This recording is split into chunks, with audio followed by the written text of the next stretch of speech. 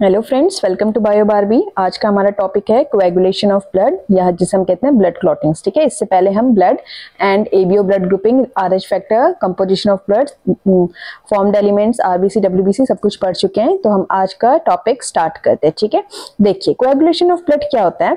Coagulation of blood एक ऐसी process है जिसमें जो हमारा लिक्विड ब्लड है ना, लिक्विड ब्लड चेंज हो जाता है एक सेमी सॉलिड क्लॉट में।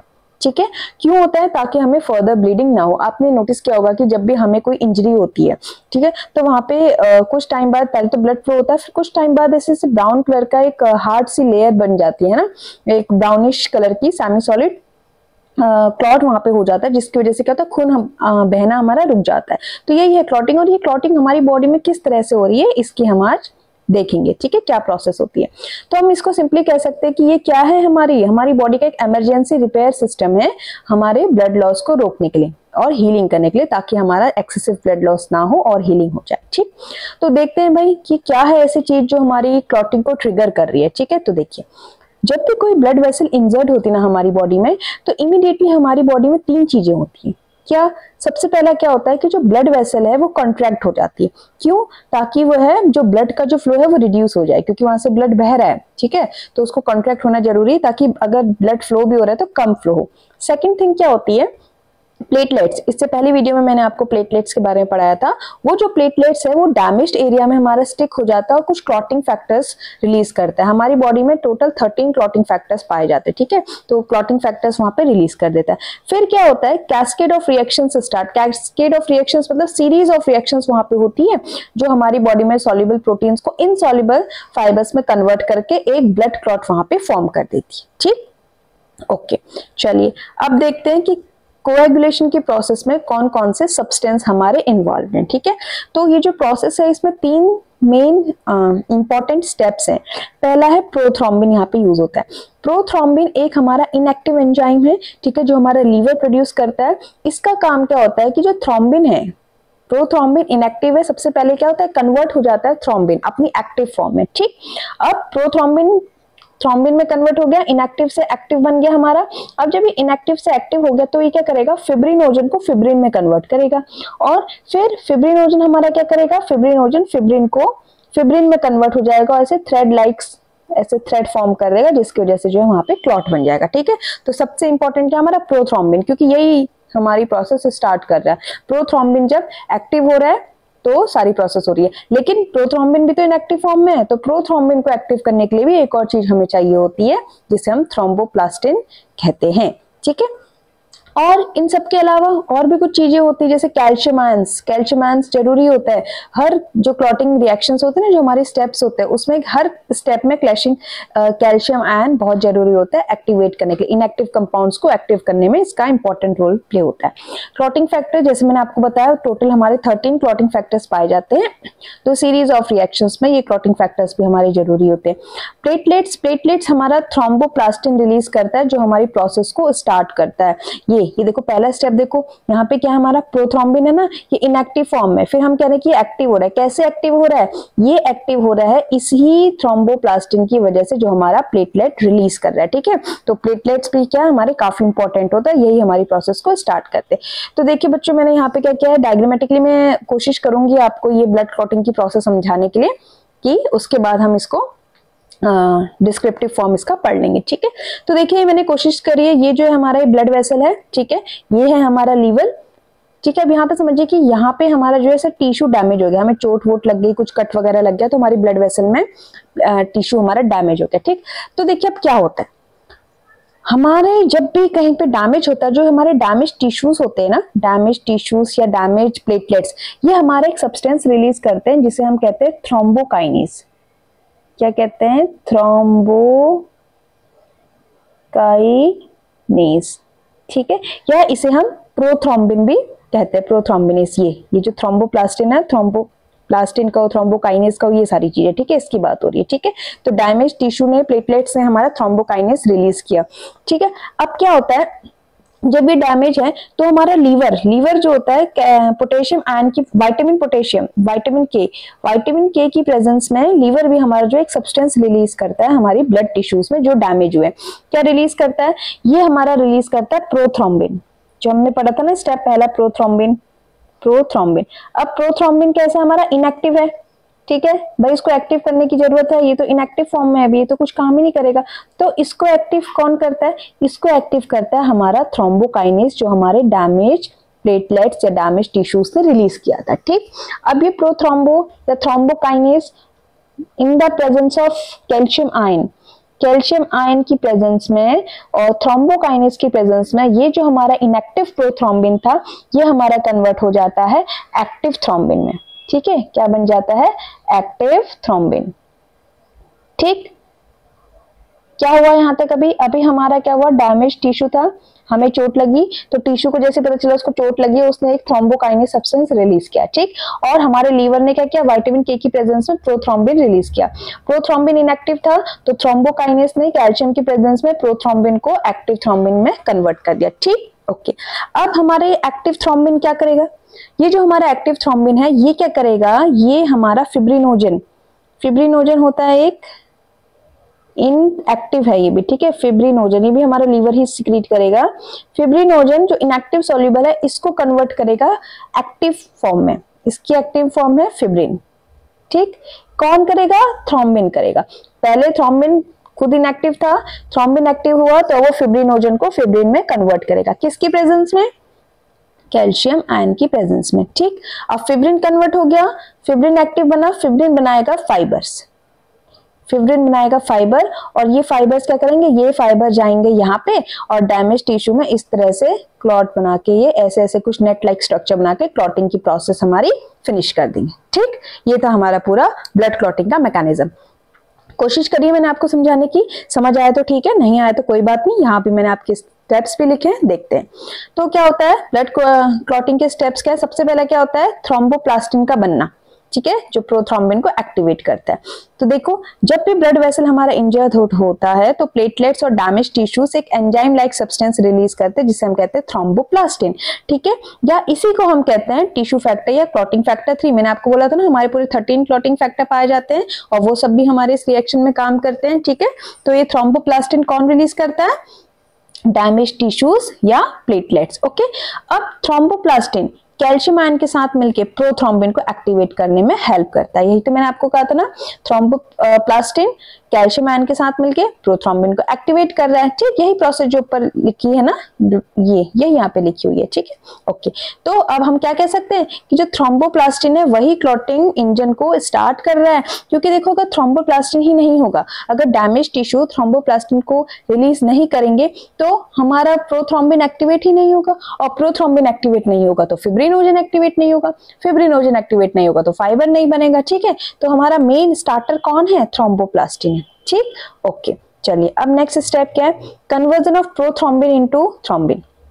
अब प्रोथ्रोम्बिन एक इनएक्टिव एंजाइम था, प्लाज्मा में पाया जाता है, कहाँ बनता है, लीवर में बनता है, विटामिन के चाहिए होता है सिंथेसिस के लिए। ठीक, तो थ्रोम्बोप्लास्टिन के और कैल्शियम आयन के प्रेजेंस में प्रोथ्रोम्बिन हमारा कन्वर्ट हो जाता है थ्रोम्बिन में एक्टिव फॉर्म में। ठीक है, रिएक्शन यहाँ पे मैंने लिखी हुई है आपको समझाने के लिए। प्रोथ्रोम्बिन थ्रोम्बोप्लास्टिन और कैल्शियम आयन के साथ मिलके एक्टिव फॉर्म थ्रोम्बिन में कन्वर्ट हो जाता है। ठीक, नेक्स्ट स्टेप, अब थ्रोम्बिन बन गया, अब थ्रोम्बिन क्या करेगा, अब थ्रोम्बिन जो है हमारा फिब्रिनोजन को फिब्रिन में कन्वर्ट करेगा। थ्रोम्बिन एक एंजाइम की तरह एक्ट करता है और जो हमारा सॉल्युबल फिब्रिनोजन है उसको इनसॉल्युबल फिब्रिन थ्रेड्स में कन्वर्ट कर देता है। ठीक है, प्लाज्मा प्रोटीन है हमारा फिब्रिनोजन। ये जो फिब्रिन थ्रेड्स हैं ये क्या करते हैं, मेश लाइक नेटवर्क बनाते हैं जहां पे हमारी इंजरी हुई है। ठीक है, वहां पे जो हमारे ब्लड सेल्स होते हैं, आरबीसीज, प्लेटलेट्स या जितने भी हमारे डैमेज सेल्स हैं वो वहां पे ट्रैप हो जाते हैं उस नेटवर्क में और एक सॉलिड क्लॉट बना देते हैं, ऐसे हमारी क्लॉटिंग हो जाती है। ठीक है, क्या होता है इसमें, फिब्रिनोजन थ्रोम्बिन की प्रेजेंस में फिब्रिन में कन्वर्ट हो गया इनसॉल्युबल थ्रेड, और ये क्या करता है फिर इंजरी की साइट में जाके थ्रेड नेटवर्क लाइक स्ट्रक्चर बनाता है जिसमें हमारे damage particles, damage RBC, WBC वहां जाके क्लॉट बना देते हैं। ठीक, अब देखो क्लॉट रिएक्शन एंड हीलिंग क्या होता है।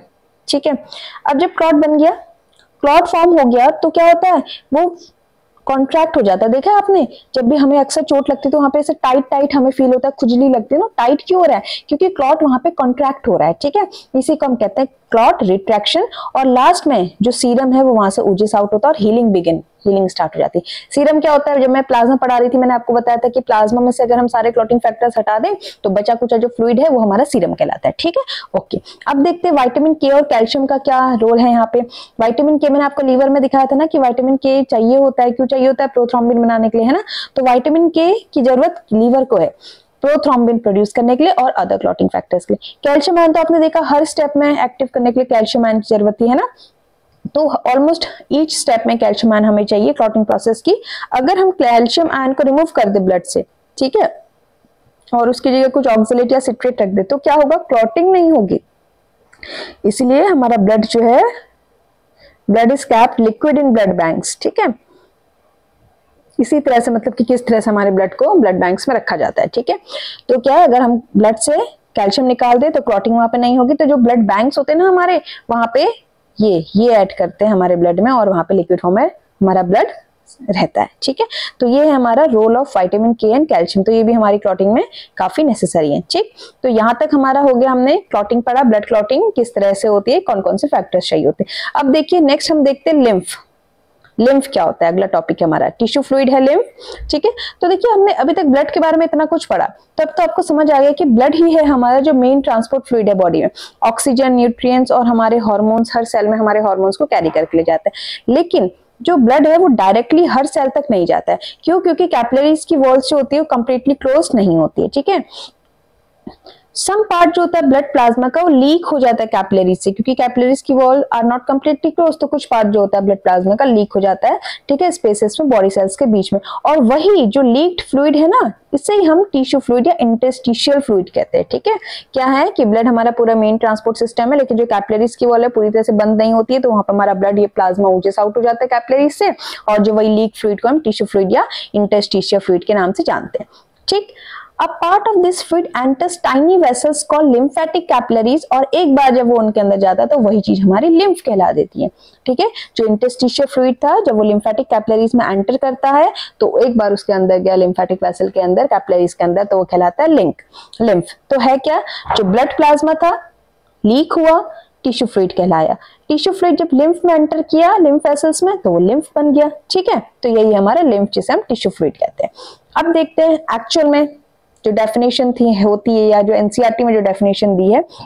लिम्फ जनरली कलरलेस या स्लाइटली येलो फ्लूइड है जो हमारे पूरे लिम्फेटिक सिस्टम में सर्कुलेट करता रहता है।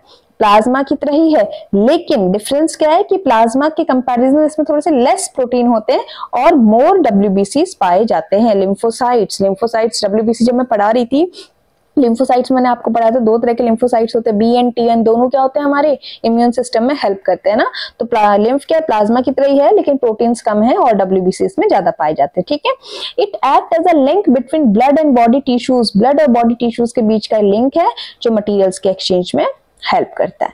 ठीक, अब किस तरह से बनता है देखते हैं। Formation of lymph, blood capillaries हमारी पतली होती है, सेमी परमिएबल वॉल्स होती है। जब ब्लड फ्लो करता है इन कैपिलरीज के through, the pressure pushes some plasma out into the spaces between cells. Capillaries से ब्लड फ्लो किया, वॉल उनकी काफी थिन होती है, तो प्रेशर की वजह से कुछ प्लाज्मा जो है सेल्स से बाहर आ जाता है, और जो ये सेल्स के जो बीच में स्पेस है यहाँ हमारा प्लाज्मा आ जाता है।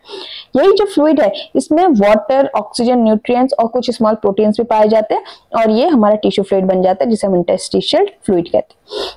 ज्यादातर फ्लूइड जो होता है वो हमारी ब्लड कैपिलरीज रीअब्सॉर्ब कर लेती है, लेकिन कुछ स्मॉल पोर्शन जो है इसका वो लिम्फेटिक कैपिलरीज में चला जाता है, और एक बार वो लिम्फेटिक कैपिलरी में चला गया तो वही हमारा लिम्फ कहलाता है। ठीक है, तो लिम्फ क्या है, लिम्फ कुछ नहीं है, लिम्फ बेसिकली एक रिसाइकल्ड टिश्यू फ्लूइड है जो लिम्फेटिक सिस्टम में एंटर कर जाता है। ठीक, आई होप आपको यहाँ तक लिम्फ के बारे में आप समझ में आ गया। अब फंक्शन क्या है लिम्फ के, लिम्फ जो है इंपॉर्टेंट रोल प्ले करता है हमारी बॉडी में। ठीक है, जैसे ट्रांसपोर्ट फंक्शन लिम्फ भी ट्रांसपोर्ट करता है, फैट का absorption, immune function, B lymphocytes, T lymphocytes यही है, फ्लूइड बैलेंस को मेंटेन करना। तो ये है हमारे चार मेन फंक्शन ऑफ लिम्फ। ठीक, तो अब देखते हैं ब्लड और लिम्फ में क्या डिफरेंस है। आपको कंफ्यूजन ना हो करके मैंने थोड़ा सा यहाँ पे डिफरेंस इनके बीच में रखा हुआ है। ब्लड क्या है, कलर देखते हैं, ब्लड रेड कलर का होता है, क्यों, आरबीसीज की प्रेजेंस की वजह से। लिम्फ जो है हमारे वो कलरलेस होते हैं, लाइट येलो होते हैं। ठीक है, ब्लड में आरबीसीज पाई जाती है, यस इसीलिए रेड है। लिम्फ में आरबीसीज पाई जाती नहीं, इसलिए वो कलरलेस है। WBCs ब्लड में होती है, यस, और लिम्फ में होती है, यस, और ज्यादातर कौन सी होती है, लिम्फोसाइट्स होती है, ठीक है। प्रोटीन्स, ब्लड में हमारा थोड़ा हाई प्रोटीन होता है जबकि लिम्फ में हमारा लो प्रोटीन पाया जाता है। फंक्शंस, ब्लड का फंक्शन क्या है, ट्रांसपोर्ट करना मटेरियल्स का, और लिम्फ का फंक्शन क्या है, टिश्यू फ्लूइड, ब्लड को return tissue fluid to blood, and immune system, immune defence, ठीक है। वेसल्स, ब्लड में जो वेसल्स पाई जाती है ब्लड वेसल्स कहलाती है, एंड लिम्फ में जो वेसल्स पाई जाती है उन्हें लिम्फेटिक वेसल्स कहते हैं, ठीक। नेक्स्ट सर्कुलेटरी पाथवेज, ठीक, चलिए देखते हैं क्या है। The circulatory system in animals is responsible for transporting nutrients, gases, hormones and waste product throughout the body. Circulatory system से हमें पता चल रहा है circulatory system जो ऐसे सर्कल में घूमता होगा, तो हमारी बॉडी में भी कुछ circulatory systems पाए जाता है जो ये भी जितने भी हमारी बॉडी में न्यूट्रिएंट्स, हार्मोन्स, गैसेस होती है इनको हमारी बॉडी में पूरा सर्कुलेट कराता है, ठीक है। और ये depending on how blood flows in organisms, किस तरह से हमारे ऑर्गेनिजम्स के अंदर ब्लड का फ्लो हो रहा है उसके बेसिस पे सर्कुलेशन दो तरह का है, एक है ओपन टाइप, दूसरा है क्लोज टाइप, ठीक। अब ये होता क्या है चलिए देखते हैं। पहला हम डिस्कस करते हैं ओपन सर्कुलेटरी सिस्टम। ओपन का मतलब क्या है, खुला, है ना। तो इसमें क्या होता है, जो ब्लड होता है ना वो किसी ऐसे ब्लड वेसल्स में नहीं बहता है, ऐसे क्लोज ब्लड वेसल्स में नहीं होता, वो पूरा खुला है, जहां उसकी मर्जी वो वहां घूमेगा, ठीक। तो instead it flows freely in the open spaces, body cavity, जिसे बॉडी कैविटी साइनसेस कहते हैं, तो वहां फ्रीली घूमता है, कोई इसके पास ब्लड वेसल्स रोक टोक नहीं है, ठीक है।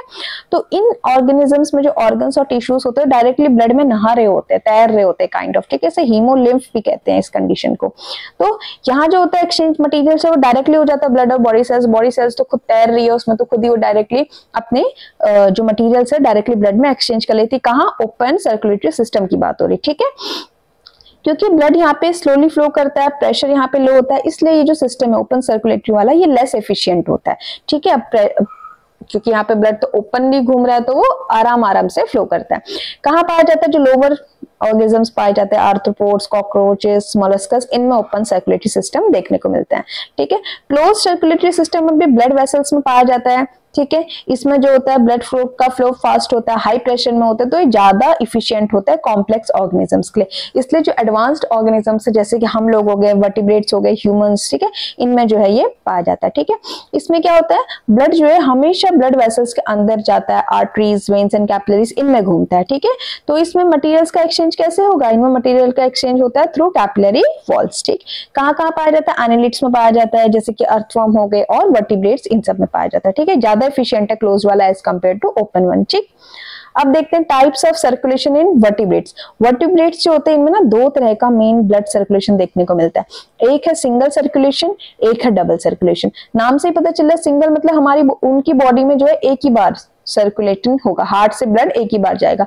डबल मतलब दो बार होते हुए जाएगा हार्ट से, ठीक, ओके। चलिए सिंगल सर्कुलेशन देखते हैं।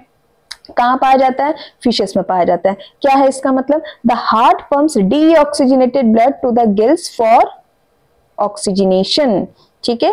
क्या है, जो हार्ट है वो डीऑक्सीजनेटेड ब्लड पंप करता है गिल्स को ऑक्सीजनेशन के लिए। ऐसे जो होती है ना फिश, उनका ट्यूबुलर हार्ट पाया जाता है, और ट्यूबुलर हार्ट में से क्या होता है, डीऑक्सीजनेटेड ब्लड, ये मान लो उनका हार्ट है, ठीक, ये है फिश का हार्ट, ठीक है। तो यहाँ से डीऑक्सीजनेटेड ब्लड गया और यहाँ से गया गिल्स के पास, गिल्स में गैसेस एक्सचेंज हुआ, डीऑक्सीजनेटेड का ऑक्सीजनेटेड बना, ये बॉडी पार्ट्स को गया ऑक्सीजनेटेड ब्लड, फिर बॉडी पार्ट से फिर डीऑक्सीजनेटेड ब्लड उनके हार्ट में एंटर करे। ये तो हार्ट से एक ही बार ब्लड निकला, होते हुए गया ऑर्गन को डोनेट करने से पहले, और किस तरह का निकलता है, डीऑक्सीजनेटेड ब्लड, ठीक। From gills, oxygenated blood goes directly to all body parts. Heart से डीऑक्सीजनेटेड निकला, गिल्स के पास गया, गिल्स ने गैसेस एक्सचेंज किया, और गिल्स से फिर ऑक्सीजनेटेड ब्लड उनकी बॉडी पार्ट्स के बाद गया। After exchange of gases and tissues, the deoxygenated blood return to the heart. फिर बॉडी से क्या हुआ, डीऑक्सीजनेटेड ब्लड हार्ट पे चला गया, यही बात बोल रहा है। Thus blood passes through the heart only once during one complete circulation. तो एक कंप्लीट सर्कुलेशन में जब हो रहा है तो हार्ट से एक ही बार ब्लड उनका जा रहा है, इसलिए इसको हम कहते हैं single circulation.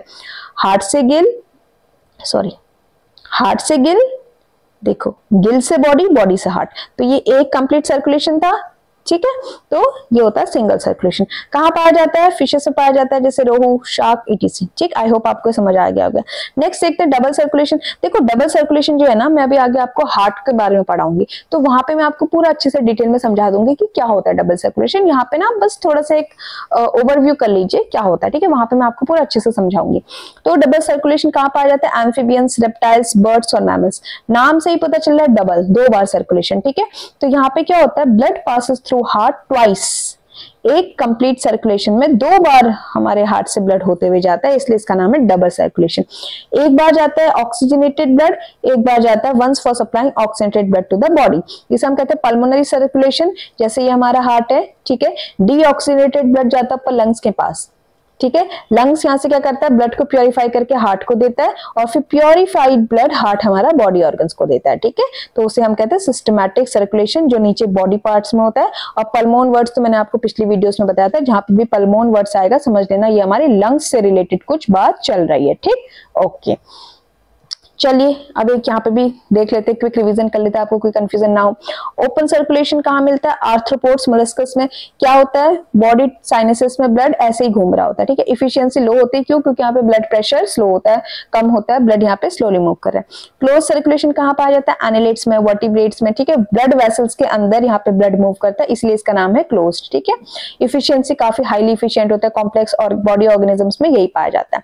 Single circulation fishes में पाया जाता है। ठीक है, मॉडरेट होता है ये भी। ठीक है, क्या होता है? हार्ट से गिल, गिल से बॉडी, बॉडी से हार्ट। ठीक, डबल सर्कुलेशन क्या होता है? एम्फीबियंस, रिप्टाइल्स, बर्ड्स, मैमल्स में पाया जाता है। हाईली इफिशिएंट है, इसलिए जो हम लोग है ना मैमल्स वगैरह या हायर ऑर्गेनिजम्स, उनमें डबल सर्कुलेशन पाया जाता है। क्या होता है? हार्ट से पहले लंग्स में जाता है, लंग से प्योरीफाई होके फिर हार्ट में आता है, फिर हार्ट से बॉडी में जाता है, फिर बॉडी से डीऑक्सीजनेटेड हार्ट में जाता है। ठीक, तो ये था अभी तक की हमारी जो भी हमने पढ़ा उसकी समरी। ठीक है, अब नेक्स्ट टॉपिक है हमारा ह्यूमन सर्कुलेटरी सिस्टम।